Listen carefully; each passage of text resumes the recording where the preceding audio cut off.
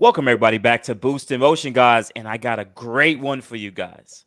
I have Hussein from the official RaceBox. So, guys, you already know what to do. Tap in with this full video. You're gonna get so much great details about your Q50, Q60, and now officially the Nissan Z. So, guys, we have a new intro. Welcome everybody back to Boost in Motion, guys. And good morning, good afternoon, and good night. Thank you.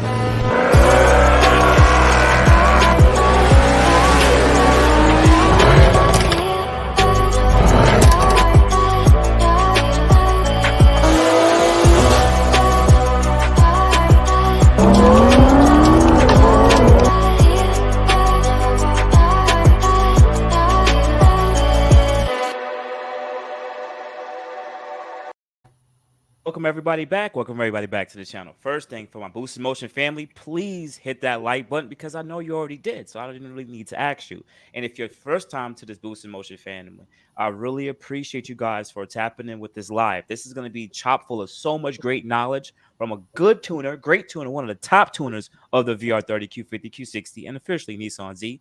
And we could also include a little B58 community here. Welcome to the stage, Busan from and owner of RaceBox. All right, so let me just slap him in real quick. Pop. He should actually pop right out.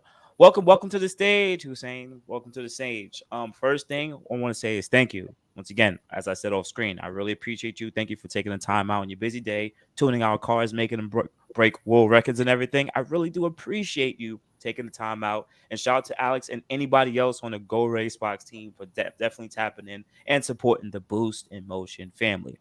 So first thing I want to say is I would like you to introduce yourself and, of course, some of the stuff that you can provide to the B58, VR30, the whole Infiniti BMW team, and anything else that you tune. So welcome everybody welcome everybody. This is Hussein from RaceBox. What's up, Kevin? First of all, thank you for having me on here. I know you and I have been trying to get our schedules aligned for a while to get this going. So happy to be here. You flatter me with that intro, man. Yeah. I don't really think of myself as like, a record tuner or anything like that, but it's always appreciated. The praise is always appreciated. Yeah. So my name is Hussein. I own RaceBox. For anybody who's been around longer on the Q50 platform, I actually started off under the name AMW, which stood for Attune Motorworks. And it was a little wordplay, but no one really understood it. So, we rebranded to RaceBox probably about almost 2.5 years ago now. And I think everybody just knows me as RaceBox now. So, yeah, I mean, a little bit about the company. I started this. My cousin actually got me into it. He saw I had a keen interest in cars. And he was like, hey, why don't you tune your own? And I'm like, man, I don't know what the fuck I'm doing. He's like, no, I think you'd be good at it. Why don't you try it? And he kind of got me. He encouraged me. He helped me get the software. And then, from there, it's just been, I started off with, I think George Brummel was the first paid customer. Oh, yeah. Some of the viewers might know George. Great guy. I've kept in touch with him over the years. My wife and I have visited him. We've gone hiking and camping. He and his family are lovely. And honestly, like George was the one that pushed me onto the platform. He was the first guy. I was like, hey, man, you're smart. I see you posting on the groups a lot. Can you tune my car? And I was like, fuck, man, maybe. Let's try it, and yeah, and honestly, it's just been great since then. From George, we kind of bounced off from a lot of the OG customers who I still have now. Mm-hmm. And they really pushed the cars back then with me. I mean, George was trapping like 127 miles an hour 3 years ago. And then I had, we were chasing 10s on stock turbos for so long. Yeah. And I feel like in the last year, it's become the norm. Like, yeah, 10s on a stock turbo is like, all right, hey, man, if you know how to drive and you're going to take the time to practice and you're going to sit there and dial in launch control with us, it's almost a guarantee that you'll get it. We've got some of the heaviest cars still running 10s too. Like, I think one of my customers in Boston, stock turbo, he was chasing it forever. And his car weighs in at like 4,400 at the track. I'm like, that's insane. Yeah, he's got a fully loaded four-wheel drive Red Sport, full tank of gas with like a subwoofer and shit. And he's kind of a heavy guy too. So it's just crazy what we've been able to come and how far we've come with the platform and tuning. But background about me really is just that, man. I started this company. Tuning out of my apartment is where it really started. I opened the shop just about a year ago in July 2021. Mm-hmm. And the team's grown a lot since then. Isn't that I crazy? In started such a short period of time, right? I'm sorry. In such a short period of time, too. Yeah, it's crazy because it's I've always been surrounded by all the people that work with me now Hmm. have kind of been around in my friends group since I got into the car scene out here in Houston, and it's been Okay. great to see a way to bring everyone together and start this, this whole little journey with RaceBox as a shop and everything. So I've got, a lot of people probably know Alex Monshine. He's my Hmm. tuner as well. Alex started working with me way back when. I used Hmm. to have him ship out. He used to just do shipping and Instagram DMs for me Ha! back in the day, and then I got him into tuning. And Cool. he's been great. I mean, he had that RT car on a 1031 yesterday, which was incredible. I have to check that Uh, out. Oh, that was the. Oh, okay. Okay. yeah, Okay. yeah. That was all Alex. I tweaked the launch control a little bit with him, really, but other Okay. than that was mostly Alex. So, All yeah, I mean, he's come a long way. And then I've got two techs. I've got Nabeed, who's my boy. He's been with me for a long time. He used to work at Infiniti, and once I started the shop, he's like, "Hey, man, let's do this." And then I got another tech, Doug. He's pretty new. My right. sales guy, Mo, which a lot of people have probably talked to. And then I got another Alex, who's my social media guy. There's He's two the most Alexes. recent. Yeah, he's the most recent one, Alex Yee. He graduated college like I think in May, and he started working for RaceBox right away. So that's the RaceBox family for now. Shout out to the Racebox family.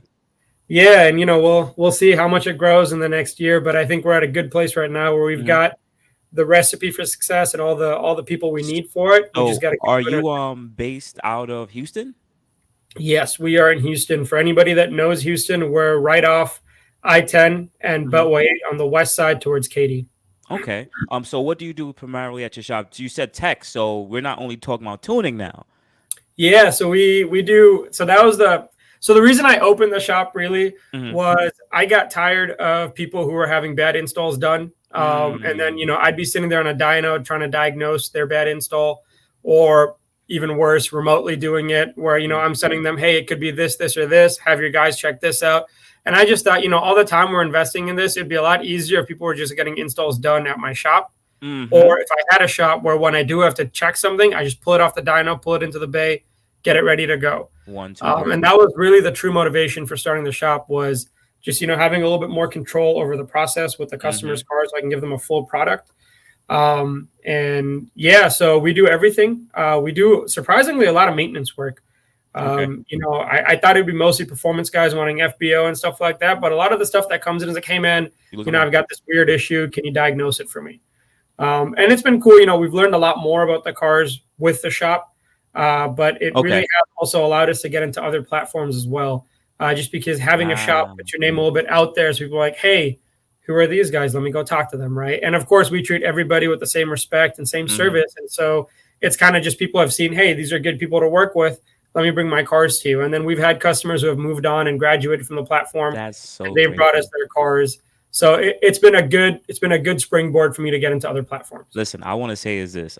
It brings me chills because I care about the business and I care how business grows, and you literally scaled in such a short period of time, and you don't even notice it. You're just like living your life, like, okay, I'm just figuring it out. I'm being a nice person, but you literally scaled, and you'll be surprised where you can be in just 5 more years. So Yeah, nonetheless, much success to you. You will get there because you already there, man. All right, thanks, man. Yeah, appreciate you that. I mean, I'm truly blessed. I have a really supportive wife who never once was like, "Hey, what is this car shit? You're an engineer. Go back to work." You know what I mean? She's never been like that. She's always been supportive. I Hmm. mean, I usually talk her down from buying mods. I'll be like, "Oh, I really want some TE37s." And she's like, "Oh my god, get them!" And then I'll be like, Get "No, no, them. wait, It wait." looks so nice on the car. I'm like, they're expensive. We could chill out for a little bit. Mm. And so no, I have a great family, a great wife. And my parents have always helped me with this too. They've supported me. Okay. And so yeah, I do really just feel like it's, people probably see it like, oh, you're scaling so big and all that. I really just take it day by day, man. I don't feel any different than I did when I was tuning out of my apartment, other Hmm. than the added stress, I guess, and the Yeah. much larger customer base.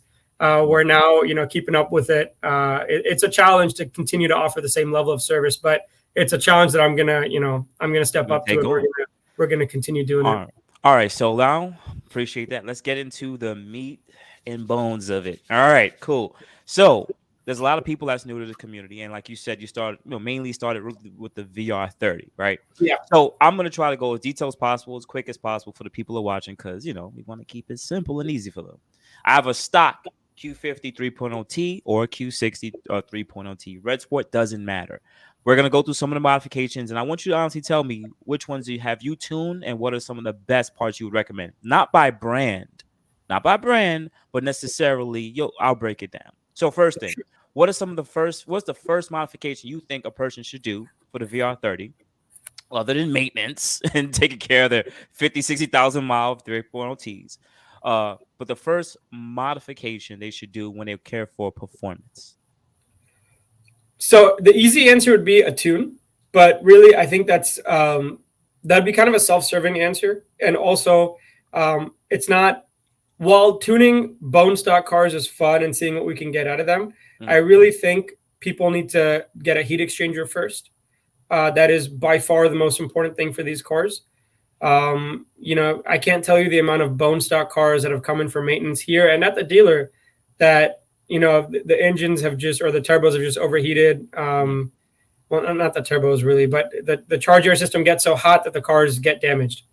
And it's just, especially down here in Houston, people driving around in like 100 and, they have 150 charge air temp in their floor in their car. Unfortunately, Nissan didn't put the greatest safety features in here. Like, yes, you will feel a loss of power. Yes, sometimes it'll enter a limp mode if you have a charge air bubble and the system gets airlocked. But compared to other ECUs and other cars out there really isn't a lot of stock safety. So the most important thing is cooling. And with that, I would start with a heat exchanger. All right, cool. See, look, so we got that first part out. Now, I'm not going to go, I don't want to really get into too much brands that make heat exchangers. But from my consensus from being on the platform so long, would you say that most heat exchangers are pretty much the same, copies of each other? Yes and no. A lot of it depends on placement of the heat exchanger as well. I have found actually that the front mount intercoolers work the best, or front mount heat exchanger rather. So for that, you've got the Frozen Boost 101, Frozen Boost 118. The BMS can be mounted in the front. And I've run that on all my cars, on my old Red Sport and my current base model all-wheel drive. Yeah, I had it on the Q50. Mm-hmm. Yep. They're both Q50s. And if people were to ask me, hey, what's the best route to go? Just purely performance-wise, it helps to upgrade the main heat exchanger. But if you can only afford one, the ideal would be upgrade your main heat exchanger and add a front mount as well in line with the dual pump if you're not a Red Sport already. And if you are a Red Sport, then it makes it easier. You already have the two pumps, so you can just add it. But first, I would do the front mount and then later on upgrade the main one.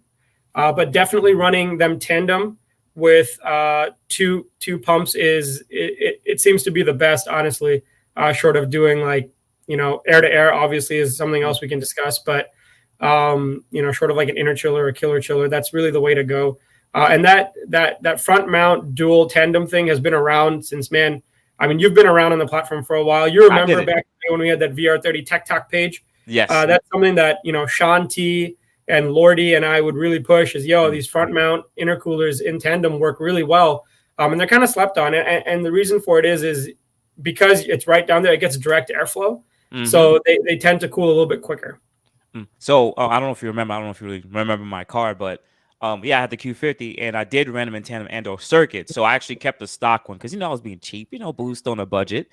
But so I had the BMS. We've all been there, man. Yeah. I mean, I still mod my car for the most cost-effective parts. I might own a company and everything, but I still, whatever works. I don't really care for the brands. And because of that page, that's why I went with the BMS and the stock heat exchanger system. So for anyone who's watching, Hussein is basically saying it's best to add the most amount of cooling capacity and/or heat exchangers. What he means by the front mount one is the ones that usually stay to the bottom lower grill from what you come speaking about, right? Usually you mount it off the crash bar. That's usually the Frozen Boost or Burger Tuning Motorsports heat exchanger, and then upgrade the main one, usually the smaller one that's closest to the AC condenser. You can go with, there's plenty of different brands: AMS, AAM, Mishimoto, PLM. And you can go on. There's so much. So this just adds the most amount of cooling capacity. Also, you add a lot of air surface for the amount of airflow to cool a maximum amount of coolant.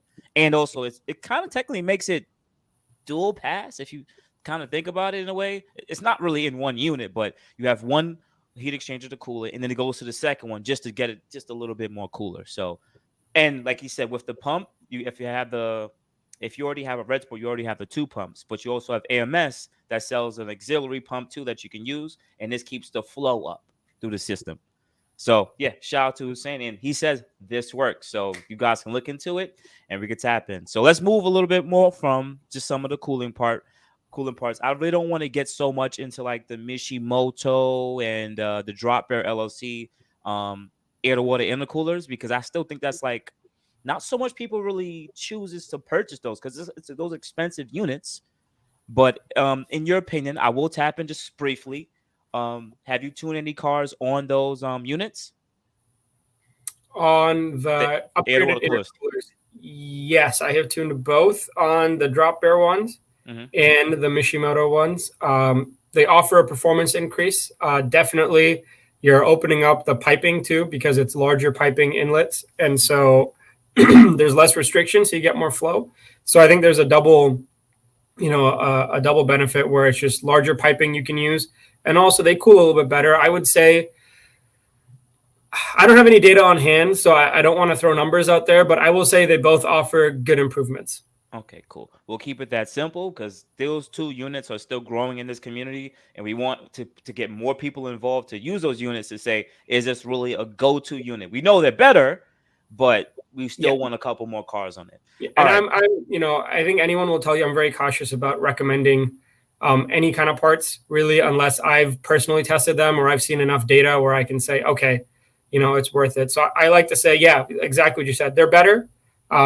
I would love to see more data from both before I say, hey, everybody needs this upgrade, or, like I do with a heat exchanger, for example. All right, gotcha.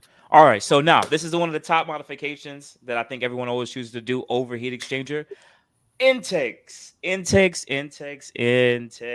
So It's worthless. Stop. On a Whoa. stock turbo, you don't need them. Yeah, you'll gain maybe 5 horsepower up top, when you get intakes, but there's so many other mods you should be doing before intakes. I think intakes across the car community, it's not a VR30 thing. It's not a Q50 thing. Any platform you ever go to, everyone's like, oh yeah, I got the intake, man. I wanted those turbo sounds. And hey, if you're doing it for sound, that's great, man. Like, fuck, that's the first mod I did after a heat exchanger on my car is I did those DIY intakes, and they sound great. You hear the turbo spool. Everybody likes turbo sounds. So I get why everybody wants to do them. But if your goal is performance, your money's better spent elsewhere before you do the intakes. And in terms of which intakes better and all that, they all do the same shit, man. All 2.5-inch intakes do the same thing. There's some that are, some of those front mount ones that go to the grill. Yes, they provide lower intake air temps, which lowers your charge air temp because, your coolers have to cool down less hot air, I guess. Yeah. But it's really, they're all the same, man. When you go upgraded turbos, yes, you want to go 3-inch. Yes, long tube is going to help you. There's also trade-offs, some of them, because we don't have speed density, some of these cars don't idle as well. But, I'd say by and large, like if you're going to do an intake, if you absolutely want to do it as your first mod, then you might as well get the long tube ones because they're the only ones that I can see offering a real benefit. Go to the grill, get cooler air, and that's it. And then if not, if you're going to stick with ones that are in the engine bay anyway, just keep your stock air boxes and put in some K&N dry flow filters and toss on the stock accordion hoses suck. That's a fact. So buy some silicone tubes, BMS, honestly, $100. I know it sounds like a lot, but compared to how much an intake is, $100 for those inlet tubes, they work. They're good quality. They fit perfect. Toss them on, keep your stock airbox. And if you want a lot of turbo sounds and you don't mind that when you're at a light, your intake air temps are going to climb, get the open air filters, AEM 21-202 DK. Pop off the airboxes, pop that on the stock MAF housing, and then, silicone on the other side of it, and you're done. That's what I ran on my Red Sport back in the day. That's what I run on my current car right now. And yeah, there's an argument to be made that, okay, you've got an open filter inside your engine bay. It's getting hot. I live in Houston. It's hot as fuck. I've It's hot tested as different fucking the types on engine my bay car. too. I'm sorry. Regardless, it's hot as fucking engine bay regardless, especially if you're in It stop is. and go It traffic. is. And like, yeah, my intake air temps climb, but realistically, the once it goes through the turbo, Yeah, it's it's getting hot hot and it's anyway. getting cooled down. The difference you're gonna see is I don't even know if I'd say you're gonna see a 5-degree difference in charge air after Mm, between that versus like a shrouded intake mm, where it's protected from the engine heat or whatever. So mm, that's my personal opinion. I know everybody intakes are a hot topic. Everyone's got their own opinions. mm. But whenever anybody asks me, that's what I recommend. I got you, man. So pretty much keep it short. Yeah, stock turbo pretty much doesn't seem like there's that much more benefit with them. Now, upgraded turbo, like you said, pure or RTs, and you're going full send high PSI. Of course, the greater, wider piping with better flow, better CFM will definitely benefit the turbos. You would say for pures and RTs. Okay, good. Yeah, Just want to I make mean, sure that. so yes, but I've also it's so hard to say, Kevin, because Mhm. these cars they're all very similar, but there's also so much variation between two cars. Like I can have two cars with identical mods go on my dyno, Mhm. and they could have the same fucking mileage and be the same trim level, same year, all of that. Mhm. And it really depends on the health of the motor. So I can't say unless I Mhm. try it on the same car Mhm. whether it makes a difference. What I can say is going from a stock intake, completely stock intake, to upgraded 3-inch intakes, like the long tube or shorties, either one, Yeah. picks up about 10 to 20 wheel on a Mhm. PS2 car. Okay. So that's a significant difference, Yes, you it know. is. I agree. And that's really where I'd say, all right, you should spend a lot of money on your intakes. It does help on stock turbos. I'm not saying it doesn't. You do pick up on the top end a little bit, but it's not by any means the first mod you should be doing, or even the second, or the third, or the fourth. Gotcha. So now that we're off the intakes, because people wanted to know about this, we're still gonna stick on this side of the car. Your consensus on about blow-up valves. Shoot, I'm just gonna listen. You don't have to And make this one long-winded either. You could just let people know. so I'm okay. My hatred for blow off valves was long before Mark started making his posts. Like I agree with Mark from Mm, a tuning perspective. I hate blow off valves for the simple fact that the majority of y'all buy knockoffs. Majority of y'all don't get them installed properly, and then you've got a fat boost leak that I have to then deal with. Or you can go to a competitor who's going to close up your wastegates, and then you're going to tell me, and I've had this happen. Like, oh well, so and so retuned my car and they made boost, and I'm like, that's great, good for you. Your car should have been making that boost at less of a wastegate duty cycle. Just because you can make more boost to overcome a leak doesn't mean that's the right way to do it. And so my problem with blow off valves has always been that they're never installed correctly. Or they're knockoffs. The knockoffs leak, by the way. So even if you get a knockoff installed properly, you'll have a leak eventually. And these are such fine things that your regular person, is not going to notice when driving their car, mm-hmm. unless they're very in tune with their car and they listen for it, right? Like you can always hear a leak at wide open. You can always hear these things, but you have to know what your car sounds like when it's not leaking to know that there's a leak, to know that, hey, this sound is not normal. Mm-hmm. And so, yeah, and then when it leaks, you have idle problems, you have vacuum problems. Like the most common thing we have, man, I'll tune someone 2 years later, they come back in my emails like, hey, man, my car all of a sudden isn't idling right. I got a system 2 lean code, blah, blah, blah. And I'm like, you got a vacuum leak. And, it always turns out to be a blow off valve. But people always assume, hey, the tune magically changed while it was sitting in my car for 2 years. The ECU decided to just change the tune, and now I'm running lean. And it's always something where there's a physical problem, and when it's blow off valves, it's usually the blow off valves. So yes, that's my main problem with them. Secondary to that, yeah, they do fuck up fuel trims. I agree with Mark, and there's no real benefit to running them.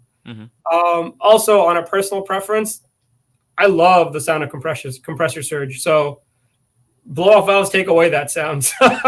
Okay.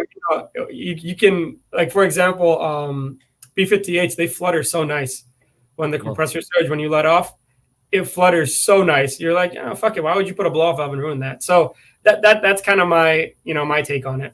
Gotcha, man. Gotcha. So anyone who's watching, from one of the top tuners that deal with the BS, we should skip blow valves. But I also want to add, also, as Mark had said, Our car's automatic. Why do we even have blow valves? Like, what's really the purpose? You have anything to add about that part too? Mark is a lot more technical than I am, so Mm-hmm. I don't want to say anything Mm-hmm. that is wrong. Mm-hmm. So I'll leave that. I think Mark did a really good job, Mm-hmm. and so I'll leave it at that. But yeah, I don't see a benefit on Q50s and Q60s. Okay, Yeah. gotcha. Just wanted to make sure. Just for anyone who's still watching, that's like, oh man, I got these $700 freaking paperweights.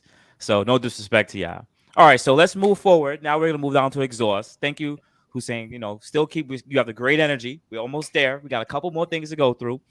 Downpipes. Now, when I first came into this community, if anyone doesn't know, downpipes are pretty much separated into two pieces, or you could replace these two pieces with one piece.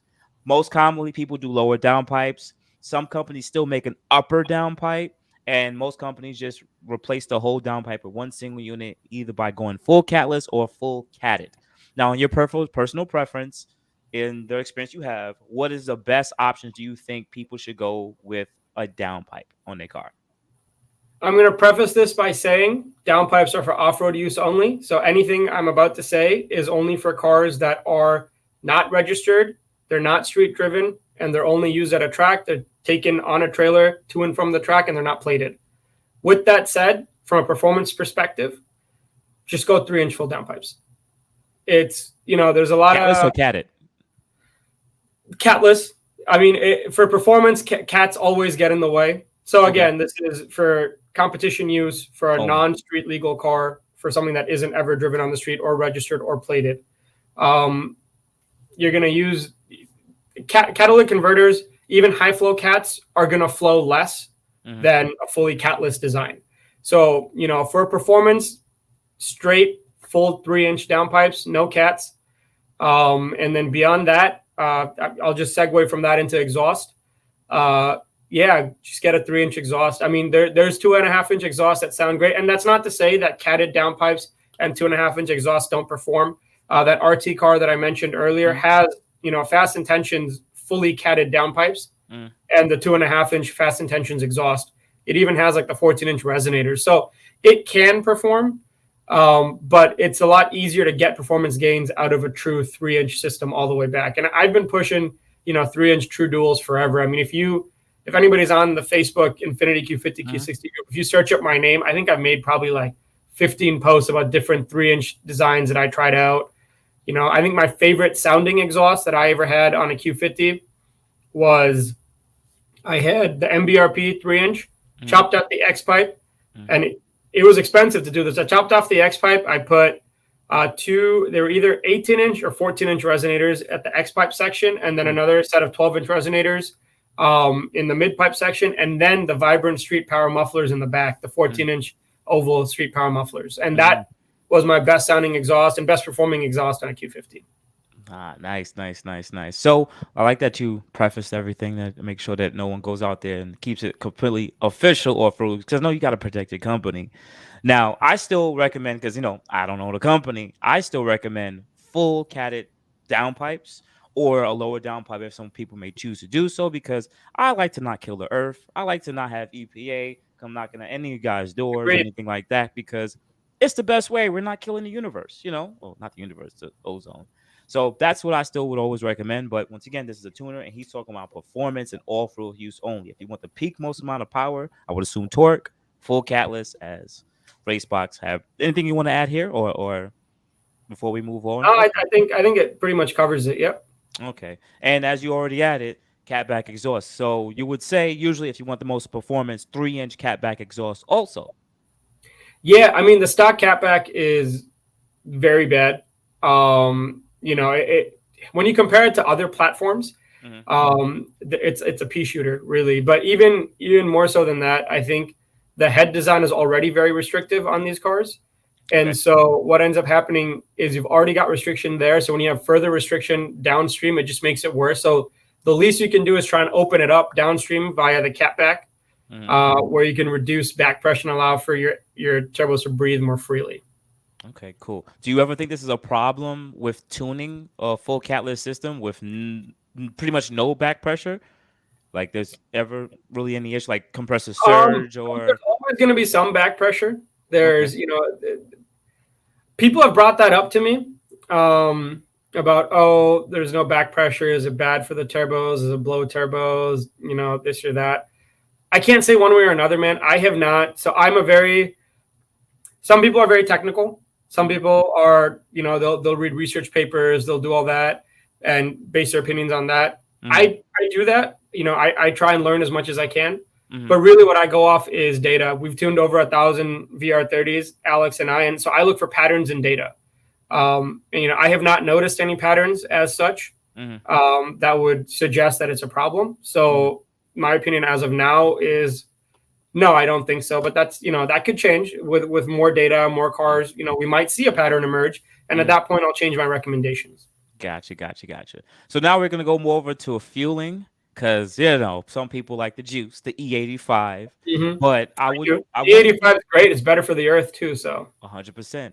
But I do want to start off with regular 91 and 93. Right. And because most people are going to be tuned on that. Not everyone has access to the 85 or a race fuel because that's expensive. So in tuning these cars, here's another first answer. Is there really much of a difference in peak wheel horsepower when it comes between 91 and 93 fuel? Man, so let me start by saying peak wheel horsepower it varies so much from dyno to dyno, day to day, city to city. I mean, so yes, dynos have correction factors, of course. They're not perfect. They're not even close to perfect. For example, when it's 120 degrees in my dyno room and, 70% relative humidity, the dyno correction is 1.06. So it's a 6% correction. Whereas when it's, 30 degrees in the winter here, and we have days like that. Texas gets pretty cold sometimes. Let's say even 40 degrees and like 20% relative humidity, the dyno correction factor is at 1.0. And so that doesn't make up for the difference in how much different the DA is. Like the first example, when it's hot, is probably close to 4,000 DA outside. And then 40 degrees and 20% relative humidity is like negative 1,000, negative 1,500. That's a lot more than a 6% correction in terms of how a car performs. Big variance. Yeah. Ideally, I would like to see, if we could just post uncorrected numbers, but no one would like that. You'd see cars in Houston making like less than 400 horsepower, on an FBO, very healthy Q50 on 93, and it would just be that. So dyno numbers don't mean much to me. I think they're a great tool, and I really only use dynos to look at torque and look at the power curve and look at if it's running clean. But having said that, I have had 91 cars that will make 440 peak horsepower on a dyno, which is very similar to a lot of 93 cars. The major difference ends up being that on the top end, you'll see 91 starts to drop off very quickly. And that's because we just can't run as much timing up top. And, the octane is lower, so obviously it makes less power. Also, with 91 cars, we more often have an issue where the quality varies quite a bit. From station to station. 93 does as well. I mean, you can't go to a bum ass station and expect good gas. And you're in New York, so I'm going to put this out there. I don't know what it is. For a long period of time, all of my customers in Long Island will go to this one mobile station. And apparently they all went to it because they all met up there. And it was consistently the worst 93 I have ever seen from a data log perspective. And it's just, anytime you get gas, stick to Shell. Exxon, in our experience, has been good. This is speaking from Houston, though. Okay. So the best is really find out what station all the fast cars go to. Not the cheap guys, the guys who have money and go to a good station. Go there, tune on that, and then later on, if you want to try a different station, try it and monitor. If you pick up knock, if you finish your tune, you never had any knock retard during wide open throttle pulls. You got new gas and you're getting negative 3 or 4 degrees. 99.9% of the time, it's the gas station filled up at. So that's a very long-winded answer, I know. It was detailed though. Yeah, a lot of people don't know. They look at the timer graphs and they're like, "Why am I not?" Yeah, I mean, for example, I had a customer the other day who was on my dyno yesterday, and it's getting closer to fall in Houston. It's dry outside. Relative humidity's dropped to like 30%, but it's still hot as fuck. My dyno room's 100 degrees. He made 420 on 93 with lower downpipes exhaust, right? And he's like, hey, but stock cars make 400 horsepower, like bone stock cars make 400 horsepower. And I'm like, look at where they're dynoing and it happens. I've had it happen too. In the winter, you can have that where a bone stock car will do it. But it's so different from dyno to dyno, place to place. And then, I sat there and I showed him like, hey, the DA for that car that you're mentioning, it's like negative 1,000. It's 3,500 right now. Yeah, here. it's big difference. You can't compare it. I completely agree. Yeah. So, yeah, man, the peak horsepower thing is crazy. Like the best example I like to give, my all-wheel drive Q50 ran a 10.6 back to back. Like I don't know how many passes I did at 10.7. I think it was like over 35 passes that were quicker than 10.7. And that car never cracked 490 on a dyno. Even when I dynoed it in January, when my dyno room was probably 60 degrees, 50 degrees. So dyno numbers really don't mean anything. Gotcha. It's all relative. Thank you, man. Thank you. That was actually very detailed because we actually talked about dyno numbers and everything too, and how dynos work. So definitely you informed the community. Now let's tap into what this E85 mix is. So, most of us like this E85 because the cars get quicker. We will get to run 10s. I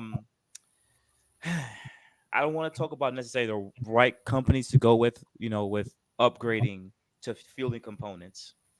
But let's say I want to make, once again, top question we get answered. I want to make 500 wheel horsepower in my VR30. What are your recommendations? So on fueling. On fueling.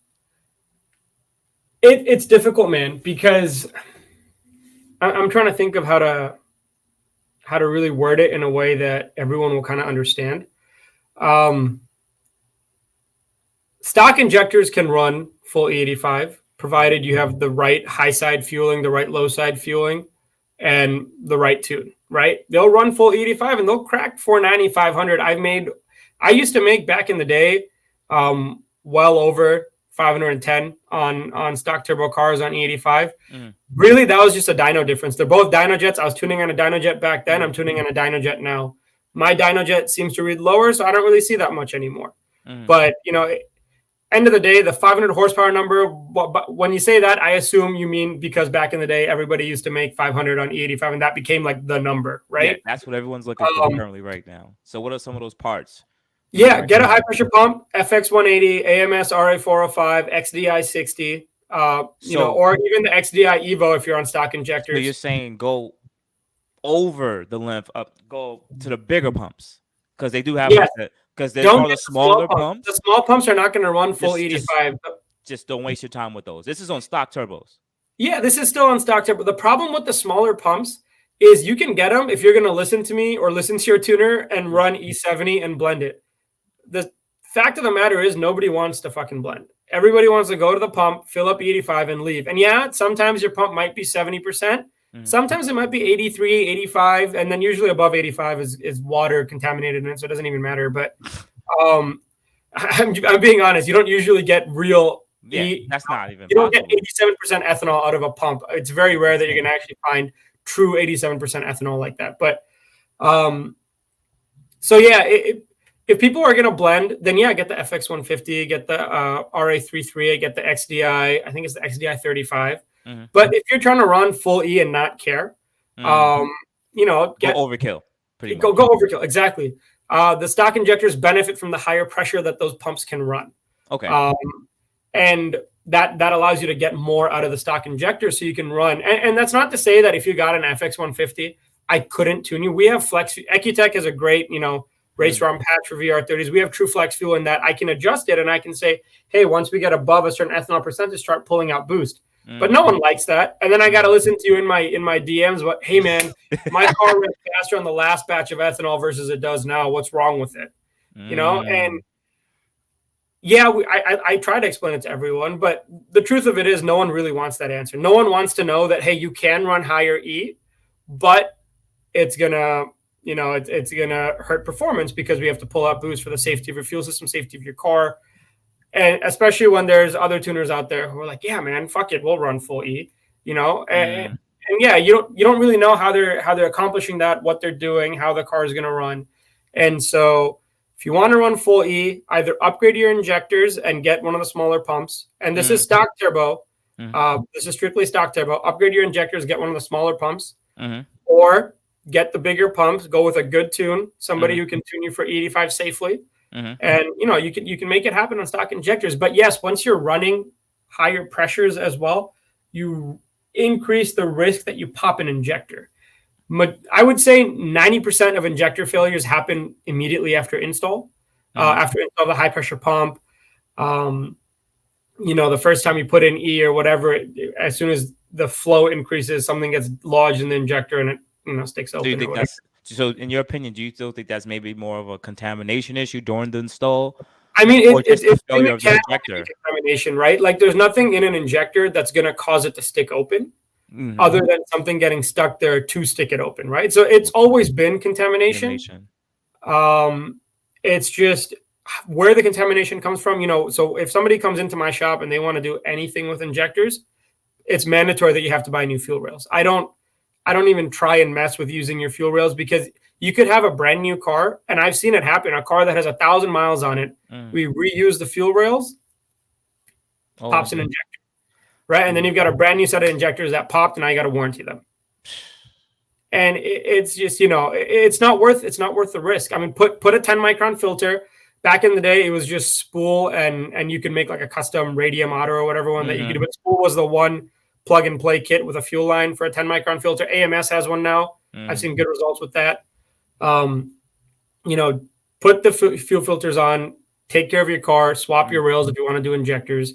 And if you are going to stick with stock injectors and do, a high pressure pump and everything, just do a clean install. Make sure stuff doesn't get lodged inside the lines when you've got them off. Cap them off, put a microfiber towel that doesn't shed little pieces or whatever on it. Okay. And, try not to have your lines exposed for too long. Do it quick and do it proper. And that usually solves most of them. All right. That answered definitely the injector issue, because I was going to ask you about that too. So people definitely know about that. They know about how to make over 500 wheel. In your recommendation, majority of low pressure fuel pumps that are made from companies will suffice, correct? Yeah. Okay. I mean, they're all using. So the one common misconception is that people think, oh, well, AMS sells a pump, Spool sells a pump, this person sells one, whatever. Everybody's using a Walbro. They're not making the pumps, right? They're making kits, and the kits are great. They have their different purposes and everything, but the pump itself is a Walbro, and more often than not, it's the actual part number ends in 274. Okay. It's like they call it the Walbro 450, Walbro 485, but the part number ends in 274. That's the true part number on it, and that's what everybody uses. Pretty common. Yeah, I mean, if you're stock turbos, well, the low pressure fuel cut is a different problem. And that's something that's also very hard to explain to people. Low pressure pump problems are my next biggest, freaking gripe with this platform after blow off valves. Okay, go ahead, talk about it. Bad low pressure pump installs. You'll have, so the obvious signs are going to be a long crank. You're going to have fuel pressure cuts up top above 5,000 RPM. Fuel pressure drop. And then eventually you'll start getting fuel pressure regulator codes, fuel pressure sensor codes. You'll start having a bad idle if it gets worse and worse and worse. And usually the culprit is that little pesky O-ring. And I'm not talking about the big blue O-ring that sits on top of the tank cover. Nah. Inside your fuel pump assembly, where the actual physical pump is on top, there's a little, if I had a pump right here, I'd show you, man. It would be a lot easier to show you guys. I don't have one out, but there's a little black O-ring that sits there. And when that gets, a crack, it goes bad, deteriorates, whatever, that causes most of the low pressure pump problems. Now, the fuel cut problem is separate. What happens is when we tune these cars, especially on ethanol blends, and more often than not below half a tank, though when people are autocrossing, I've heard that under hard cornering, it's even at 3/4 of a tank, they have problems. But generally under half a tank, you have basically you're not getting enough fuel flow from the bucket to your high pressure pump. So your high pressure pump cavitates, your fuel pressure, your rail pressure drops. And the reason for that, now I haven't tested this outside of a car to really know. This is just what I understand from what I've seen and what works. It's that if you have the stock sock, the OEM fuel sock still in there, that one is a very fine sock. And so sometimes at higher fuel flows, it can restrict it. But more often than not, it's that the pump is outflowing the basket. So what that means is that all the sock and everything is inside this little, the fuel basket. Yes. And when you put a Walbro in there and you run the Walbro at, 90% duty, which the car does when you're wide open throttle, and you've got your high pressure demanding X amount of flow, you've got injectors, whatever, you're emptying out that bucket before it can refill itself. And so when that happens, your fuel starts. You have no fuel in the bucket, or it's trickling in very slowly, so you're getting little amounts and pulsing at the high pressure pump, but that's it. There's not enough. So, the spool, the stage 3 pump is, as far as I know, it is still the only option out there that kind of accomplishes this. I know Bonnie and Clyde, John, and John and I work close together. He's a good guy too. John he uses the strainer, and that works. But you have to make sure your fuel is great quality when you're doing that, and you have to make sure you have that 10 micron downstream filter too. Exactly. But that seems to work. I'm not sure how it's different and why that doesn't cause the bucket to empty out, whereas it does otherwise. But those are the two options that I know of. And then the other, I've had customers who put like a Holley hydromat and they cut out the bucket. I mean, the ideal thing would be a bottomless bucket or no bucket really, and just have a fuel hanger in there, and then just have a big fat Holley hydromat, so you don't, when you're low on fuel, you don't run out of fuel when you take a hard corner or something. Yeah, that's like, well, that also lets us know that this car wasn't designed to be a race car, because the fuel tank would have some kind of baffling system to prevent that. So this is another thing I tell people: this is not a high performance car. It's not built for this. But most people won't really end up with this issue unless like you said, it'll be either a full high E content, or they'll do a lot of aggressive launches at like a prep track or something. It's funny. It's funny you said most people won't, because there's a running joke between me and Nabeed, my lead tech. We always talk about and we laugh about the FBO E30 Q50. It's like the most common thing that everybody wants to do now. It's more affordable. It is, because, and we enable it as tuners, because we're like, well, yeah, you don't need a flex fuel kit. We'll just override, there's a flex fuel override where you have, that's, back in the day before flex fuel kits, we had them. People were testing their ethanol, and then we had a MAP 3 that had ethanol set to E30, right? And so it's available. We offer it, so people always want to do it. That leads to a lot of problems too. I don't trust people to blend ethanol properly, man. People tell me, "Oh yeah, I'm gonna go test it." No one fucking tests their ethanol, man. I've been there. I know how much of a hassle it is. I know you're not out there testing every fucking time you fill up ethanol, unless you're filling it out of a barrel. I don't trust your ethanol content in general, but it's there. People love it. So it's a funny, it's more often than not, we get E30 cars now than 93. It's always, oh, I want to do E30. And, I don't have a problem with it, because ethanol is a lot more reliable as a fuel than 93 is, just because most ethanol you're going to get is going to be pretty consistent. Even if you get shit ethanol on E30 power levels, you're usually fine. Whereas 93, if you fill up in the boonies, you might just boom your car because you got shit 93. Jesus. And so ethanol adds a little bit of a safety factor, I find. Despite the fact that, yes, you have fueling problems and you gotta deal with that. Overall, for the motor, I would say ethanol is healthier. And I know that's, for some reason, that's become a very contentious topic. I see it on the forums and Facebook groups. A lot of people like arguing about, oh, ethanol is dangerous, blah, blah, blah. And I'm like, do you drive like a big block Chevy from the 60s? I don't know why people think that, but and one other fuel mod that recently has come up, before I forget, just came to mind, the Pride Auto fuel pickup line, that helps a lot. It helps bring fuel over into the bucket quicker, so you don't run out. And that on stock turbo cars has worked. I've seen that work fine on stock turbo cars. Okay, I have to look into that. I haven't had a chance to see. I've heard about it.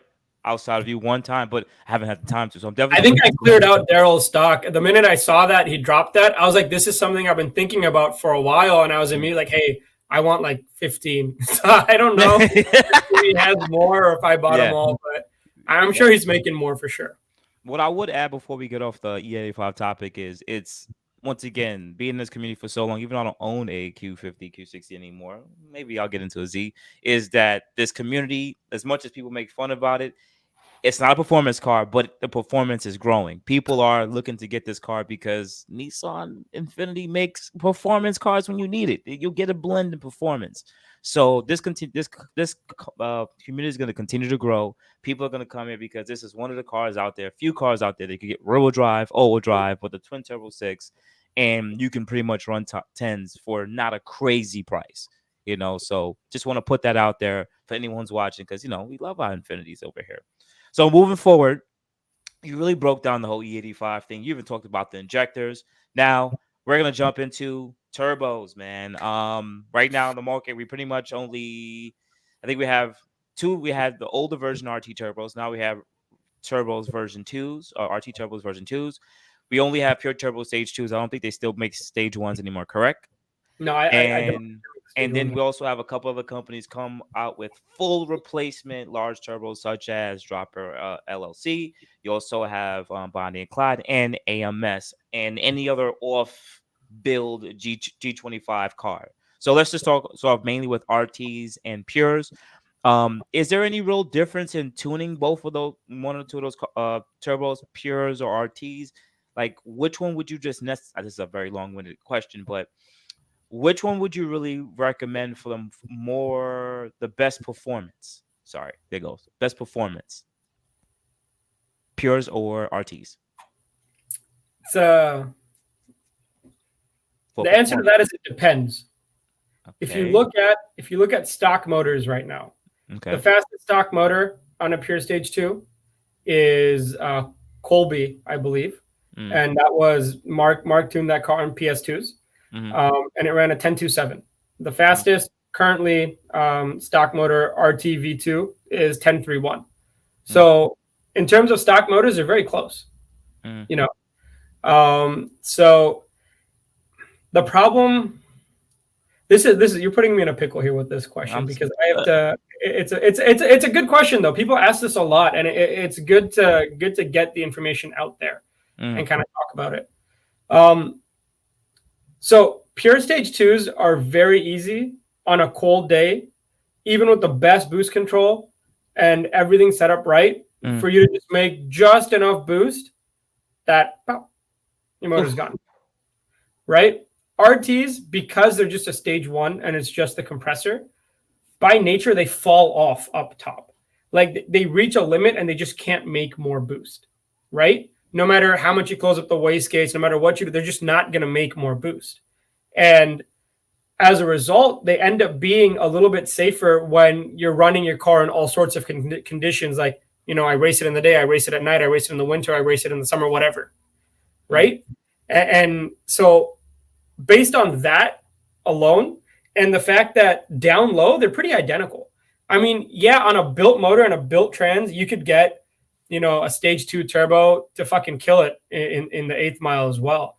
But when we're talking about stock motors and the limitations of a stock motor and a stock trans, RTV2s and PS2s they're on par in the 8th mile, and in the quarter mile, the PS2 edges out just barely. We'll try to beat that to them. Yeah, I would love to see a pure stage 2 car get into the 9s on a stock motor. I personally have asked customers if they want to push their cars like that. And it's just, if we had more of a stout motor, and not even stout, but if we had more of a defined limit, like, hey, every VR30 is good until this wheel torque. But it's not like that. The quality control from Infiniti is just not, or Nissan rather, is just not there.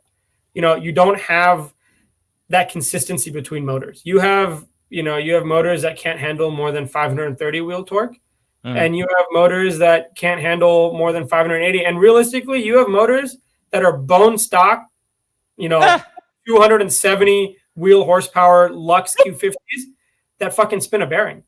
And it's not from lack of maintenance. They'll have perfect oil change records. It's an old person driving, whatever. They'll still spin a bearing. It's the value proposition is not there anymore unless you are willing to push your car and you're willing to take the risk and pay for it, right? Because no matter who tunes it, no matter how safe the tune is, on a pure stage 2 car, when you push it, and everybody wants to push it. No one gets a pure stage 2 and tells me, "Hey, I'm keep good your 550 wheel, car, bro." Yeah, keep the torque below 500. I'm good at 550 wheel. I'm happy with that. I don't want any. Not a single person to this day, out of however many hundreds of PS2 cars we've done, has come to me and said, "Hey, man, let's keep it right there. I'm happy with that." Everybody wants, and everyone's like, "Oh, I want 650. I want 700," because they see the number. Regardless of the fact that dynos read differently and all of that, it's just the RT. Yeah, that's it. The RTs are safer, man. I mean, you can pick any tuner you want. They're going to tell you the same thing. And if they don't, they're probably lying to you, or just for the sale or whatever. But I can tell you all the top tuners on the platform would agree with me. I know Jake at AMS agrees with me. I know Mark agrees with me. I know Martin agrees with me. I know Stu, Ben, all these guys. Yeah. So PS2s are great. I'm glad we have that option. Yeah. But people need to realize what they're asking for when they ask us to push it. Okay. So kind of want to stick with this, right? Slightly just offset it a little bit. So we can't really get a nines. I don't really think it's from a performance end. I still think it's more of a trans end. This is just me. My question to you: do you think it's really just up to really the transmission? Like if we really had deep control, better control of the transmission, because there's still no transmission tunes. Do you think that would help us with motors? With quicker times at the track? Yes, absolutely. So you wanted to touch on B58s a little bit, so I'll throw this in there. We had a B58, and I don't have a lot of experience. I mean, I've tuned them. I'm good at tuning them, but I haven't tuned 1,000 B58s, right? But we have a shop car, a G20 M340i X Drive. It literally just has port injection, low pressure pump, a pure 850, and a turn down on a downpipe, right? And it ran a 996. And if I dynoed that car, it probably makes 630 wheel, 640 wheel at the best, which there's plenty of pure stage 2 cars running that probably weigh less. But you'll never get them to run a 9 just because the transmission, it just doesn't shift quick enough, right? And you're probably losing a good 1/10, 2/10 just from not having a transmission tune. Yeah, I would say that's a fair assessment.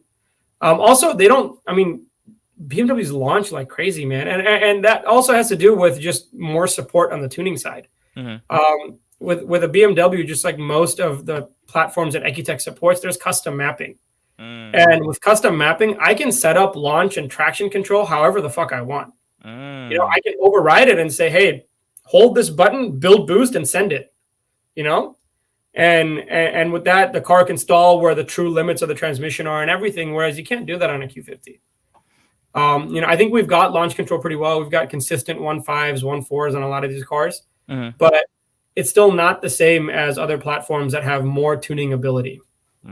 Okay. So now that we tapped into the 358 community now, so I'm going to ask it. I've been asked plenty of times too, as just, YouTuber, guy's been on this platform for a while. In your general consensus, because it already sounds like you're going to go what I said before, B58 versus VR30. And I like to keep things with this question. Which one is better to build for performance? Exception, Supra not included. Supra not included, just 340, 440. Man, I almost feel like an imposter answering this question because I know the B58 community they don't like VR30s for one thing. They don't like VR30 tuners. And I know that when I talk about B58s, they're like, "Oh, well, why is this VR30 guy talking about B50?" We get a lot of hate for having tuned any B58s, to be honest. We get hate for having B58 shop cars. The Supra got egged the other day. It was like the most ridiculous thing. We have cameras and like off camera somewhere, someone lobs an egg and it fucking plops down onto the Supra. And I'm like, what? This is insane. But, all that aside, I think if you're going to stick stock turbo, really the VR30 is better. Okay. And the reason I say that is stock turbo B58s are not nearly as fast. There's a few of them in the 10s, but how we have so many of them in the 10s, it's not the same. And the reason the ones that are in the 10s are in the 10s is purely because of the transmission. When you look at 60 to 130 times and you look at roll racing, the VR30, like a well-tuned FBO E85 VR30, will almost always beat a stock turbo, Gen 1 or Gen 2. I'm not counting Supras because Supras have a weight advantage. Left those out, yes. Yeah, maybe we can compare the Z and the Supra. We'll see what happens with the Z soon. But this is purely talking about, cars that weigh the same. So, 340s and M340s, for example. Yeah. The VR30, in my experience, always wins out on roll races.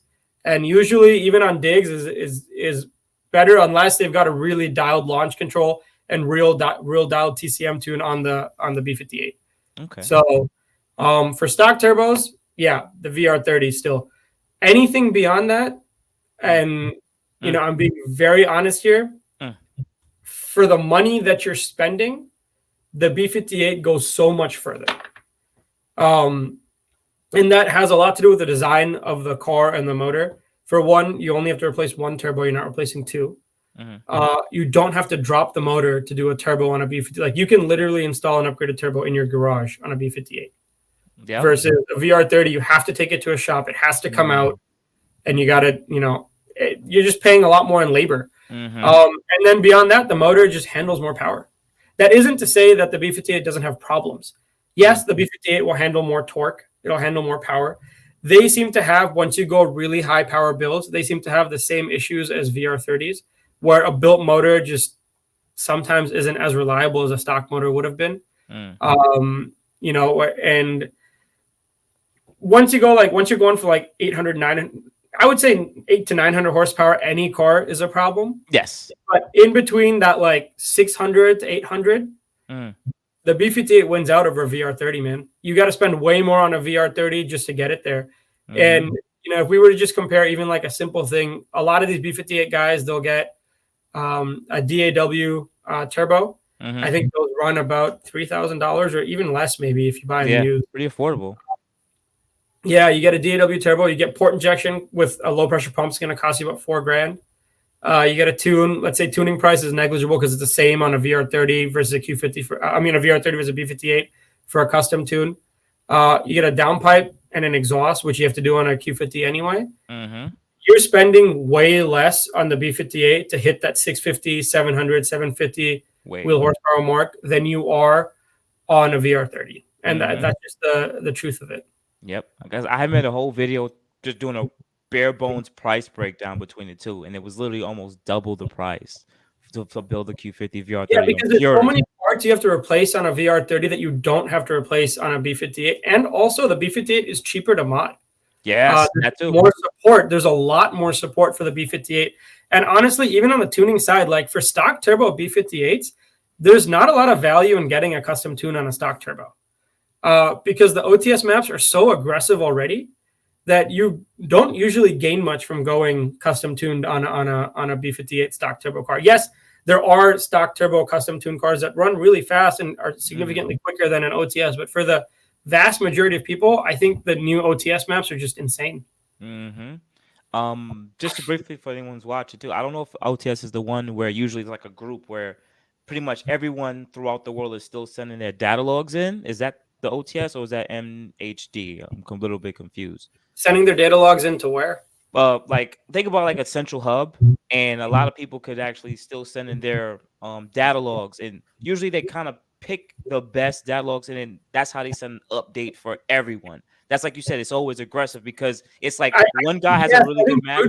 I think you might be talking about boot mod because their stage 2 plus OTS map is very aggressive, and it's based on a lot of data from stock turbo cars. Yeah, that's what they do. Probably boot mod because they do have a centralized network where when you take a log, it's automatically uploaded to their server. Yep, and then usually they pick that one, and now they do a nice update. They clean that up, and now they give that to everyone in the community.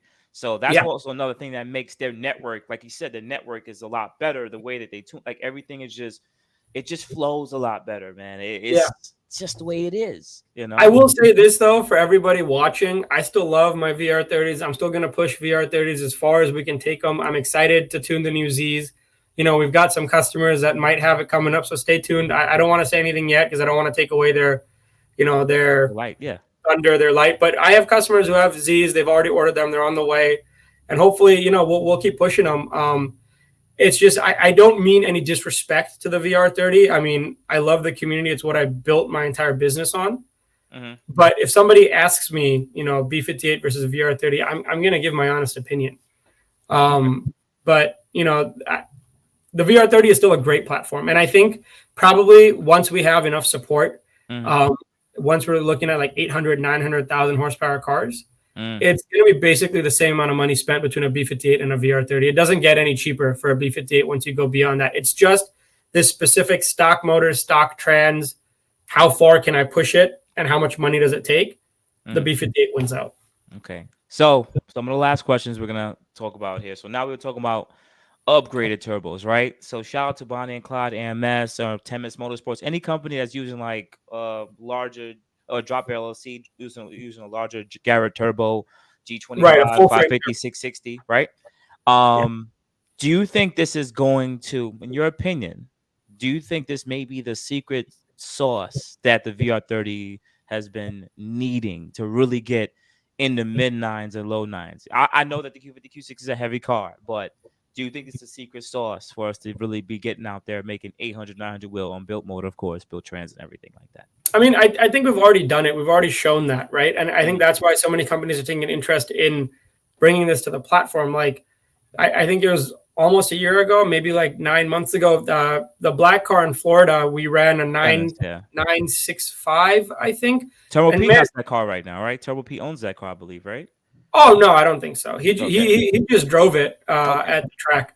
The owner still owns it, but the owner has opted to not push the car any further because he wanted to enjoy his car. I mean, that car's been used for records for ever since he built it. So I think he just wanted to be like, hey, I just want to enjoy my car. So he's got it, he's running it, whatever. But what people don't know is that car, a 965 on a rear-wheel drive car. First of all, I don't think any rear-wheel drive Q50 has come close.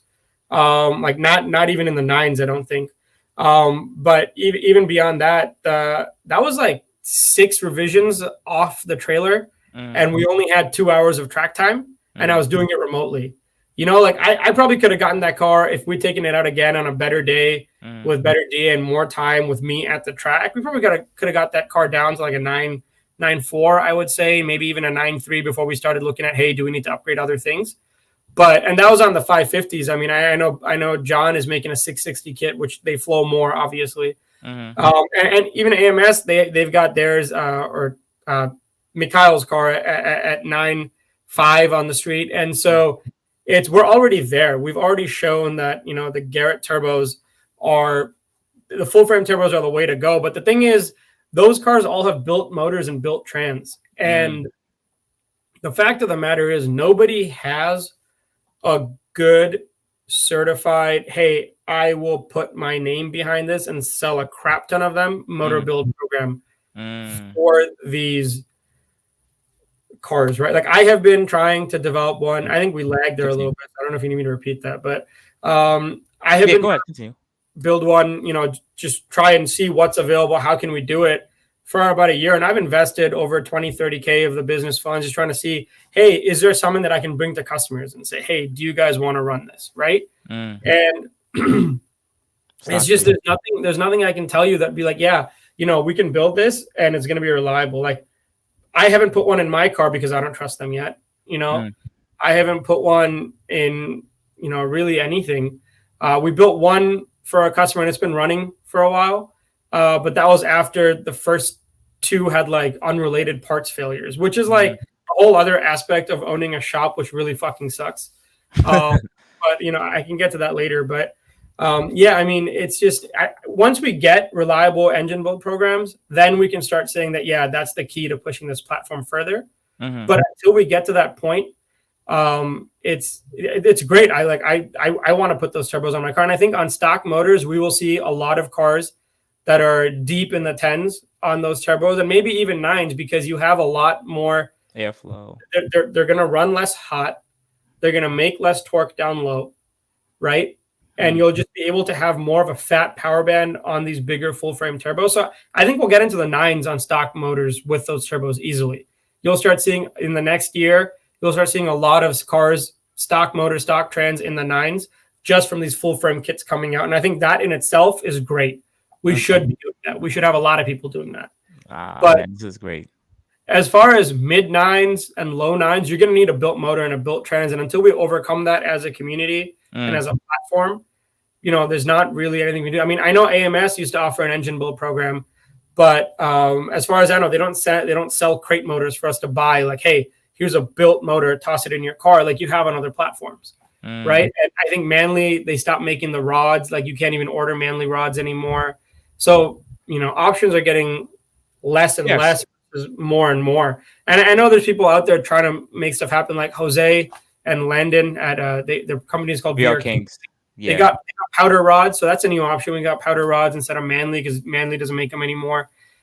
Pistons seem to not be an issue. There's a lot of manufacturers that have pistons. JE seems to always keep them in stock too. But those are just the parts, right? What it really comes down to is, can you... And also, most of those people that have the 800, 900 wheel, they're not even like closed deck. Nope, open deck. So the black car is pistons, rods, head studs. And that's really all we've done, right? Mikhail's car too, I believe it was just pistons and rods. I don't remember him saying it was closed deck either. I'm sorry? AMS's car. Yeah, I'm pretty sure Mikhail's is also open deck. Yep. And beyond that, what we really need, like the biggest problem we'll see, is that finding a good core to build a motor with. A lot of these cars can be running. You can get a motor out of a running car, and it's running fine, no problem. Compression's good. When you tear it down and you try and clean up the cylinder walls, by the time you clean them up, you're already at 10, 12 thou piston and wall clearance, at which point you need a sleeve, but there's no sleeve option.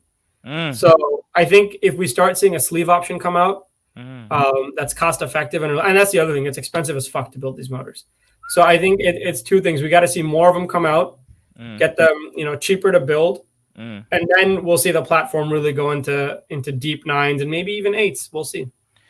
So moving lastly, Nissan Z. Do you think the Nissan Z is going to be able to fulfill that demand and need? I was disappointed to see that the Z is kind of a pig. You've got rear-wheel drive Q50s that gutted probably way less than a new Z will. Which, yeah, you could gut the Z, but I think everybody was hoping for the Z to be more of a super competitor. And I just think weight-wise, it's not. It's yet to be seen how the 9-speed transmission does. I'm what's the word? Optimistic. I'm sorry, I had a brain fart. Ahead, don't worry. I'm optimistic about the fact that we might, have transmission tuning very quickly for the Z, just because it is based off the Mercedes 9-speed, and so those have been around for a long time. So transmission tuning is going to help the Zs for sure. The weight savings are there, albeit not a lot. They're still there, but the biggest thing that I need to see is, did they make any changes to the motor? Did they beef up the rods? Did they change pistons? Did they change anything really about the motor? Did they change the oiling system? The oiling system on these cars is crap. Oh, yes, I mean, it is.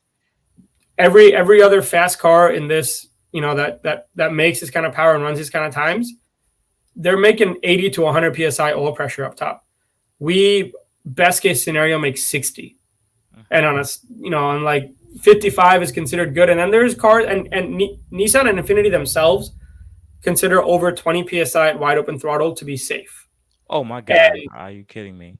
That gives you it's in the service manual, you can look it up, but that's that kind of gives you an idea as to how bad the oiling system on these cars is. I think even if we just had better oiling, we could push cars better. We'd probably see less bearing failures just based on better oiling.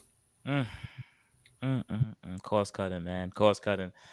Man. So I think we're going to the final part. This is just going to be me just throwing out a couple of questions. Nothing really came up to my head because I think we talked about pretty much how someone wants to build a Q50, Q60, possibly Nissan Z in the future. Just some of the questions that I know people would just randomly throw out there to me, and they probably throw it to you. First question is, what's the best oil to use on your Q50, Q60 VR30? And does viscosity matter? A year ago, I would have said Shell Rotella 5W40 and never look back. You know, I used to make a joke that I'll get a Rotella tramp stamp just because I love that oil so much. First of all, it's hard to come by nowadays. I can't even get barrels of it anymore. I used to get barrels of it at the shop. Can't get it anymore. So I'm going to stay away from brands, and I'll just talk a little bit about oil weights. And you know, I'm not the smartest guy out there. I don't know everything about oil. I don't have a petroleum engineering degree or anything like that. But what I can tell you is the stock bearing clearances on a Q50 are so tight that there's a reason they recommend OW20, 5W30, and 5W40 is considered an okay oil by the service manual. But we don't know what they're. You're not going to know what, because there's no quality control from Infiniti, or very low quality control from Infiniti. You're not going to know how tight your bearings are until you know, either pop it or, you know, open up your motor for whatever reason to measure that kind of stuff, right? And there's like 9 grades of bearings from OEM that you can buy as well. So 9 grades. I'll give you an anecdote. I have a customer in New York. He, for the longest time, he bought his car brand new. He's been tuned by me for about, I think, 20,000 miles, something like that. He had always been putting OW20 because he had free oil changes at the dealer, right? Never had a problem with oil. And this is in New York, so obviously it's not a hot climate. So, you know, there's a lot of like asterisks, like, oh, conditions with what I'm saying. But in New York, in a decent climate, you know, he was running OW20 from the dealer forever. His oil pressure at idle was 25 to 27, which is great. That's very healthy. Wide open throttle was 55 to 58. I never saw an issue with this car. He's full bolt on. I think he's E30 actually. So, you know, it's that full bolt on E30 car, you know, the typical Q50 car. And it's been running great. And then he stopped having the, you know, dealership oil changes, and he swapped to 530. And I'm not mentioning oil brands because I think people get too fixated on what brand of oil. Just wait. He swapped to 530, and now his oil pressure, he hasn't even, like, he messaged me literally after swapping the oil. He let the car get warmed up, and he's like, hey, man, my oil pressure is like 18 PSI now. And I'm like, that's like a 5 to 10 PSI difference just from changing your oil. And immediately what came to mind is, well, you probably had really tight clearances on your bearings, and now you're not able to squeeze the thicker oil through, so your pressure is lower, right? Which you would think that would cause pressure to go higher, but these pumps have a relief on them that you kind of just, it dumps out excess oil when it's a bad design. I don't want to get too technical. I don't want to say anything wrong. This is just stuff that I've observed. Okay. But yeah, just that, you know, changing oil, and you would think a higher weight would result in higher oil pressure, but it didn't. It resulted in lower oil pressure. And this is once it reaches temperature. And this is at temperature, yeah. And the OW20, even at 200 degrees, had better pressure than the 530 at 180 degrees. And you're saying at full wide open throttle? No, this was at idle. I didn't even have him try. So when he told me that, I was like, man, if you've already dropped 10 PSI at idle, it's not going up, it's warmed up, you've checked it when it's cold, you've checked it when it's hot, you should just go back to the OW20. Your car seemed to like it. You know, don't change it if it ain't broke. The biggest thing that scares me here, remember, I'm not no engineer either, but the biggest thing from reading so much about oil weights and temperature is when the oil goes above that threshold at 210, 220, 230, 240, that 020 does drop oil pressure drastically compared to a 30. You should not be running your car that hot in the first place. And that's one of the main things. So, you know, I will constantly have people send me logs, and they're at the track and they've heat soaked their car sitting in the staging lane. And they send me a log with coolant temps at 230, oil temps at 230, charger temps at like 165. And like, hey, my car ran dog shit slow. I'm like, good. I'm glad it did. That means my safety's worked. You know, that means that everything I told the car to do to kick in, it did. And it saved your motor because you're an idiot that, you know, let it get that hot.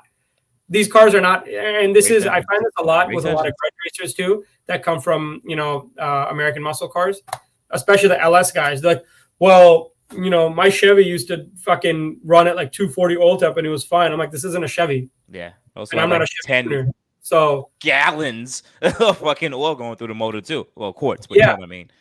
They have great oil pressure. Yeah, that's actually another thing. They have great oil pressure, but also like it's a different motor, right? Like these cars were not made to run that hot. Therefore, any good tuner is going to put in those safeties, your oil temp safeties, your coolant temp safeties. And so, yeah, OW20, they have different characteristics above like 210, right? Yeah. But really, like if you're getting above 210 during a pull, man, just get a better oil cooler, put something on there, do something with your car to get it cooler rather than trying to mess around with oil weights. If your car is working as it is on a certain oil weight, don't go on the forums asking everyone what they run. Ask your tuner, be like, hey, do I need to change the oil weight that I'm running? And they should be able to tell you if it's good or not. Oh, okay. So next question, because you're a tuner, and I used to really bang with Burger Tuning Motorsports. I still actually do. Your choice, because I remember you did a little bit of playing around with the JB4. And I'm gonna be very detailed on when I ask this question. Do you think that it's recommended? No, I don't say recommended. Do you think it's a well worth option if someone doesn't choose to tune their car to use a JB4? If they're considering not to tune their car.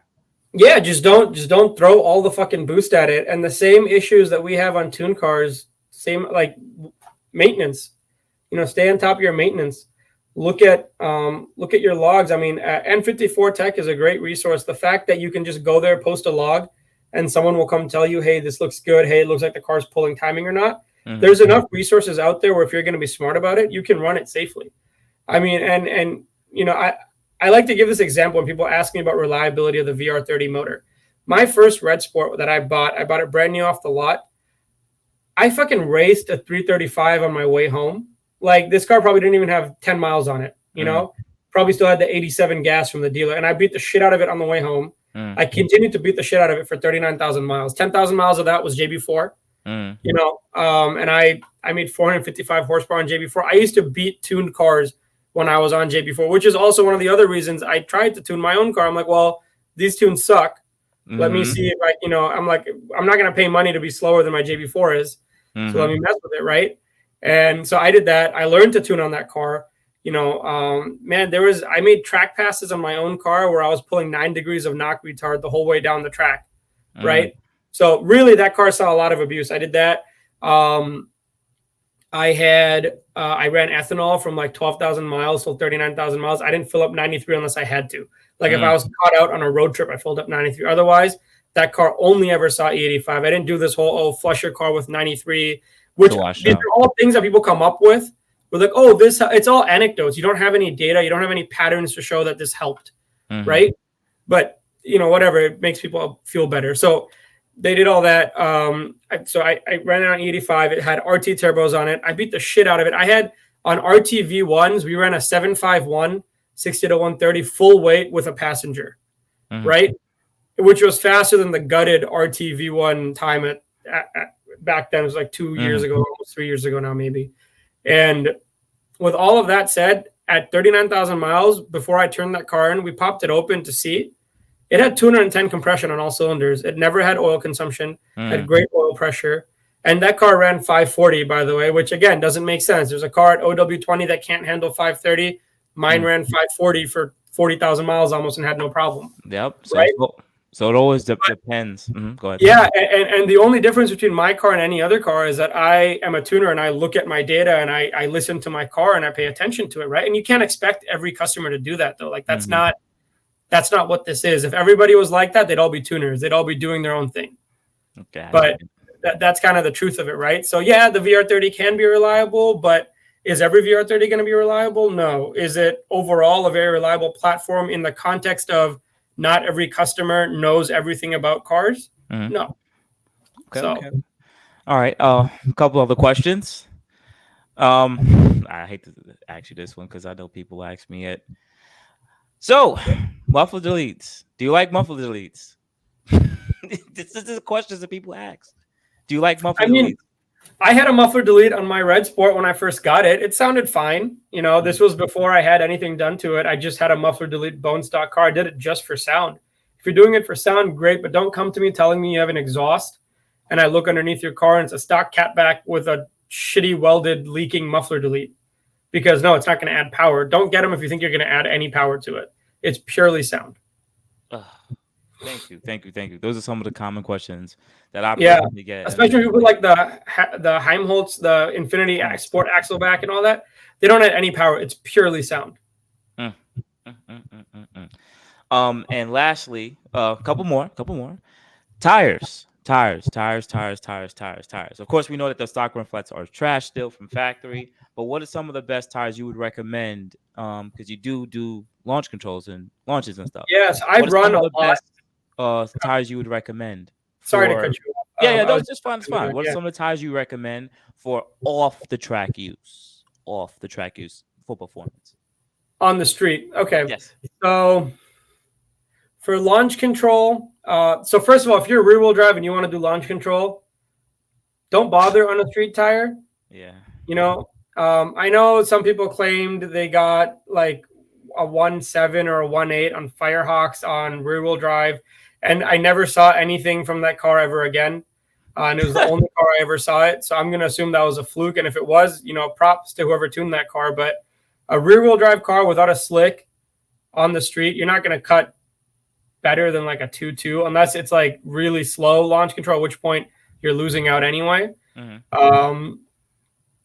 And then if you have a slick with no prep, probably like a 1.8, 1.9, maybe a 1.7 if you really air it down and you like do a fat burnout and it's a good concrete road. So for rear wheel drive cars, I will say if you want to use launch control and you want to do digs, prep, go to a prepped place, whether that's a track or your favorite, backyard road with a prep on the street with a fat tire, dial it in with your tuner. That's doable. Otherwise, for the street, and this is for rear wheel drive and all wheel drive, the best tires that I've run a lot through my cars. I've tried all the different Michelin Pilot Sports from like the PS2s all the way to now the PS4s. I love the PS4s. They're my favorite tire for a street use car. Mm-hmm. Continental Extreme Contact Sports are great as well. They're a lot better in the rain versus the PS4, but in the dry, the PS4 wins out. Mm-hmm. And then there's the Continental DWS 06, the all-season one. That's great as well. And then for track usage, all-wheel drive and rear-wheel drive, Mickey Thompson ET Street R's can't be beat. Neither can the Hoosier DR2 is a good tire as well. Those are my two top picks if you're trying to hook. On the street, as an all-wheel drive car, if you're doing hard digs and you want to cut like consistent 1.5s, 1.6s on the street, no prep, you want to get a dedicated radial in the back. Mm-hmm. On the street, I have found. So I tested ET Street R's, Hoosier DR2s, and NT 555 R2s on my own car on the street, all-wheel drive, and they were all within 0.03 seconds of each other on the 60-foot. At which point, if you're going to be doing it on the street, just get the 555 R2 because the ET Street R's and the Hoosier DR2s are harder to come by. They're more expensive, and you're going to burn through them a lot quicker. The 555 R2 holds up a lot longer. It wears less. You got to do a fat burnout, but for 0.03 seconds on a 60-foot, you're not missing out on a lot. So I would recommend a 555 R2 for all-wheel drive cars, but the R2, not the G2, not any of the other ones, the new 555 R2 from Those Dyno. are kind of hard to find right now, too. All drag tires are hard to find. Yeah. Ooh, man, this one was a heavy one. I think you answered almost every single question that I could think of that people would have asked or told me to ask you. The only thing I could think of off the top of my head is one last question. It's going to be about injectors. Do you, if you had to put them all in the same playing field, I'm talking about even aftermarket ones, is there any ones that you would recommend that you have specifically tuned, that you have enough data that you're like, you know what, on E85, these injectors have a less failure rate, XYZ, like just throw that brand out there, or something that you could say that you could stand behind for injectors? I'm going to preface it with saying I've seen every injector fail. There's not a single injector on the market that I have not seen fail, and they all fail for the same reason. Something gets stuck, they get stuck open, and you got to replace them. Okay. That I don't think is an inherent flaw of the injectors. I think it's an inherent flaw of our fuel system. Gotcha. Now, having said that, the ones that me and Alex really prefer to tune, and I'm gonna keep it real basic here. This is a no preference. It's just a list of injectors that we recommend to people. The Motor West 1900cc injectors are great. The XDI 1900cc injectors are great, and the old 2000cc injectors were even better. Those, I think, if Alex and I could pick, the really expensive older set of 2000cc injection from XDR are our favorites.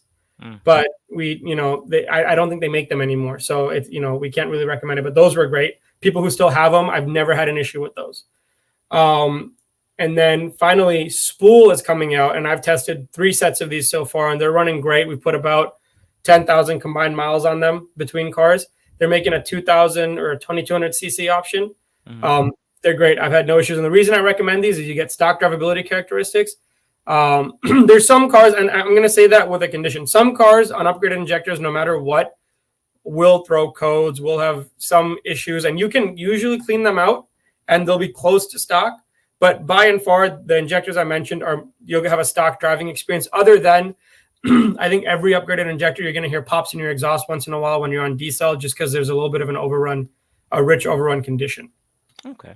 The DW injectors, I no longer recommend. I only ever recommended those because back then the AMS KDIs had not been released yet, and we had no injector option. And a customer of mine was like, "Hey, man, these look like they fit. Can you try them?" And I was like, fuck it, toss them in. If it idles, if it starts up, even if it's rich, then we can probably tune around it. And that's exactly what they did. They started up and they were rich. And I was like, oh, okay. So, the car can run with them. So then from there, I developed these DW calibrations, and, they're cheap. They're a good value prospect, and DW knows they fail. DWs fail more frequently than other ones. I will say DWs actually have some kind of defect, and I don't know what it is. They fail more than the other ones, but DW is really great about replacing them, right? So if you're cool with doing the labor and doing it, sure. But I've also seen DWs cause motor failure because they fail so frequently, right? And so I don't recommend DWs at all anymore. And that's actually one of the things I hate recommending things. So I'm going to end this with saying that none of my recommendations can ever be held against me, because I'm only telling you what I know at this time in this moment to be good based on data and patterns that I have seen. I have had too many times since opening a shop, someone will ask us for a quote. We send them, hey, this is what's available right now. This is what we recommend. They come through 6 months later, buy those parts. And then when something goes wrong, it's somehow my problem that you bought those parts because you didn't ask me for a new recommendation. Right. Like, I think people expect, and this goes, I think they do this with all shops. And the problem is I care too much, I think. So I try and make these things right when I really shouldn't be. When any other business would, give them middle finger and say, hey, we did our job. You asked for these parts. You signed off on it. If a part fails, it's not my fault, right? It's performance tuning. It's aftermarket modifications. I can't control what happens with your car. Yep. But I have gone way too far in the hole for way too many customers that didn't deserve it and who only went ahead to talk shit afterwards anyway. So I don't like to recommend things anymore. Like, yes, if you call in and you talk to Mo, you talk to Alex, you talk to me, and you ask us, we will give you our recommendations. But there's a very strict waiver that we have everybody sign, because at the end of the day, this is aftermarket modifications on a car. Yes. They're not factory injectors. There is no implied warranty. There's no implied anything. You're modifying your car outside of factory limits. You're putting parts on it that were never tested by Infiniti, were never tested by Nissan. They're just aftermarket companies that you want to make your car fast. They're giving you a way to make it fast. And people really need to understand that when you do that, that is what you are signing up for. This is not, oh, well, these people seem like they're nice and they pride themselves on customer service. So let me, get everything out of them that I can because I'm a baby and I can't accept my responsibilities. That right there. And people don't realize, consequences for their actions and stuff. So that's kind of where I'm at. I think in the last year, I've gone from, hey, every customer should always have a 5-star experience to not every customer is going to be happy because some people are just miserable. And that is that part too. So this has been a great one. I think this one's going to go in the books, man. You don't understand. I'm very thankful, man. I'm very thankful to get you on here. A lot of knowledge, a lot of information. You, Alex, the whole RaceBox team, the whole family from Houston. You guys are doing your business, and y'all guys are going to continue to grow outside the Infiniti community. into the BMW community. I really wish you get in this Mercedes community, man. There's some money to be made in here, man. I am telling you. But you know, that will be an all. If I had the time, Kevin, I would. Honestly, if I had the time, I would learn to tune every car that I think looks nice and sounds nice and performs well. But there's so much to keep up with on a daily basis that it's even hard just doing the extra platforms that I am right now. But you know, that's not to say I might not. Maybe I will. And I do want to say, if I misspoke or I said something that didn't make sense, didn't add up, I'm sure you guys will tell us about it in the comments. Oh, yes. I'm just going to say it right now. I'm sorry if I misspoke and I gave any bad information. This was completely unprepared. So you know, feel free to roast me if I said something, and I'll try and get you the right information. And if I offended anybody with anything, I'm sorry. So don't even worry about it. So what I want you to do is definitely put all your social medias, speak on them. I'm going to also put those in the bio. But if you have any social medias, emails, anything that you want to contact you. Yeah, I mean, you can, go give us a follow at Go RaceBox on Instagram, at Go RaceBox on Facebook as well, I believe. We're on TikTok too, and I think it's also at Go RaceBox. It might be RaceBox. RaceBox, the tag was taken by some Russian company when I started. And so everything I made had to be Go RaceBox. But the company is still RaceBox. And that's kind of a misconception people have. But yeah, www.goracebox.com. Our shop number, you can reach us, Monday to Friday, 9 to 6, 832-786-9038. And if you want to send us an email, sales@goracebox.com. And, me and Mo are always on top of that inbox. So we'll get back to you. Also, I want to add here, because he didn't include it, he's on the Facebook forums too. They're definitely deep in those. They're in the Facebook forums too. So you definitely contact them too. Q60 group. I'm always on there. I'm always complaining about blow off valves or something or the other. There's the Tech Talk group is dead now. I used to be on there a lot, but unfortunately that one I think a lot of the OGs moved on from the platform and no one really had any interest in keeping that alive. But yeah, the Infiniti Q50 Q60 group, that's the main one. And then there's a Texas Infiniti Q50 Q60 group that I own. If anybody wants to join that, we don't really do anything, but it's there. We've got a lot of members. So. All right. So outside of that, guys, I really appreciate Hussein for coming, the owner of RaceBox. For his company grew so fast, you guys don't understand. I just literally saw this guy come from JB4 with me, and then boom, he has a whole shop and he's a bunch of employees and he's getting it done. And that's where I'm just happy, and I'm just so grateful for connecting with him, helping him join onto the channel. He tuned my Q60. I really love that car. I still miss that car, but nonetheless, we got to continue to grow. We got to continue to scale. And it's good to meet good people and to bring good people to you guys. So outside of guys, you have a good morning, good afternoon, good night. You already know where to tap in with me, Boost Motion IG, Facebook, and boostinmotiongmail.com. Otherwise than that, guys, I appreciate it. I got to change this outro, but I appreciate you. Thank you, guys. Thank you, everybody, for watching. Do appreciate you guys. Love you guys very much. You can also check out the 2 links I posted for some of my other videos. Also, on top of that, if you want to purchase some Boost in Motion merch, definitely check the link that I posted also. And finally, if you've been watching all my videos and you enjoy them, please hit the link to subscribe to my YouTube channel. Thank you.